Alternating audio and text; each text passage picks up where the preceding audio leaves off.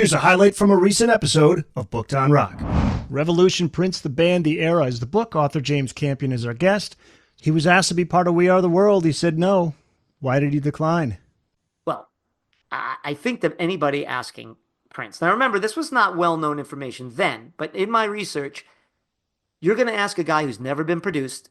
When he was 18 years old, he was his own producer. He's going to work for Quincy Jones now. I know he loves Quincy Jones, and Quincy Jones is a master, but that's not going to fly. He never sang in front of anyone. How he always sang was microphone hanging above the board. He would kick the engineer out. He'd kick everybody out and record all his vocals by himself. Never recorded a vocal after the age of 17 with anybody in the room. That is amazing. Now he's going to sit with 46 people and sing a song written by another person? That's never going to happen. And he's going to sing a song by Michael Jackson and Lionel Richie. He's never sung a song in front of anyone since he's 17 years old, and he's never sung another song by another artist except for A Case of You live, and only once by Joni Mitchell. So you're going to put Prince, who's never done the three things you have to do to be on We Are the World: sing in public with other people, sing another person's song, and just show up with all those people. It's completely against his psychology. No, that backfired on him because people probably thought he was looking down at it, like, this is not worth my time. And that's not what it was. In fact, he offered something to Quincy. He said, let me record something here and I'll send it to you. Yeah, like a guitar. He said, let me go to a different studio. But that was what they were trying to do, camaraderie. Leave your ego at the door. Prince had an ego that was embedded in his psychology. I am fully convinced he did not belong in that room, despite the fact that the two paragons of his life when he was younger, except for James Brown, was Ray Charles. His first teacher, music teacher, worked for Ray Charles and told him about Ray Charles and how he crossed over and did country music and anything he wanted. He controlled his own publishing, all the things Prince wanted to do.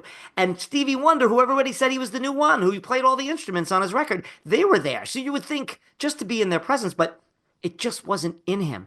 Now, the thing that made that worse was he sends Sheila E. there in his stead, and they don't want Sheila E., so she feels badly.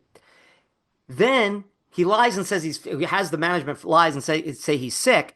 And then after winning the awards on the American Music Awards, he goes out partying in public. And then when the paparazzi tries to take pictures of him and his entourage, he sends his bodyguards out to wrest the film from them, and they beat him up. Now, he didn't ask them to beat him up, but that's what happened. It was in all the papers. So not only does he not show up to We Are the World, he's out partying.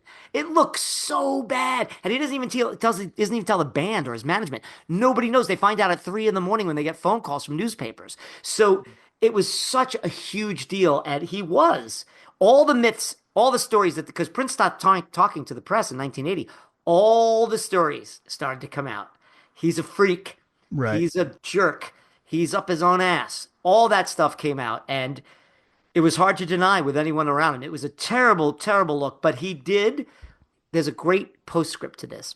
He did write a song and give it to the album We Are the World and performed a version of it on the day that they had Live Aid in July of 85 for The Tears in Your Eyes, which is a religious kind of song, a connotation to Jesus's feeding the loaves and the fishes, feeding the multitudes, of course, with the feeding Africa. We should say for young people, We Are the World was a song for African famine relief. Right.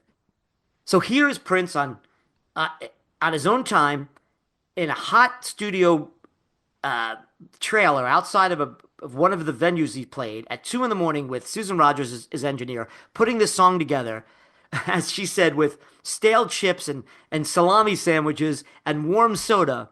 When all those people who sang in We Are the World got fully $15,000 catered, and they all had limos, and they were in a great A&M studios being produced by Quincy Jones. So that's a kind of a nice little thing where Prince was like, I'm going to give this, I'll take the shit, but I'm going to give this song, and let's move on. But it took years for him to get over, for a lot of people, including his fans, to get over that snub.